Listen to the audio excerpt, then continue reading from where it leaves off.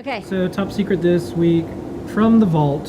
What do we have? Well, first up, this was from Brian. These were we didn't do a STEM Sunday this week because we had a bunch of stuff that was going on, but we will be doing a STEM Sunday. So here's a photo of all the boards. We got some Osh Park PCBs coming in. So we've got the MPU 6050, the PCT 7025, and the TLV 493D, the magnetometer. The 493D actually already got done, so that's exciting. Yeah. So he did there's an Arduino library from Infineon already, which is lovely. I love when that happens.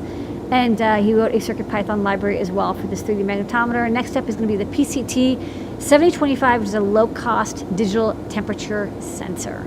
Okay. And these you just sent me earlier. Yeah, and this is the final TLV 493D with Katney's name on the back. She designed the board, and we're going to send this out. Okay, and then here's the videos. I didn't know if Facebook, Instagram would have released our AR stuff that we did, but we did. They did.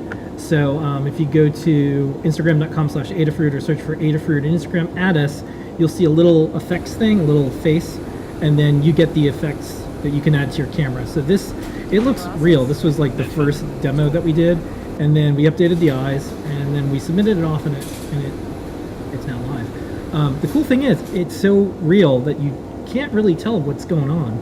And then we added some other ones, either the blinking eyes. You see in CircuitPython everywhere. Yeah. And then here's the NeoPixel. I like these, kind of a little bit steampunky. And then we're working on the CircuitPython 5 poster. A couple more changes. Gonna talk to Bruce, our designer. But here's where it's at right now. So if you were wondering if we're gonna have a poster for each version, yes.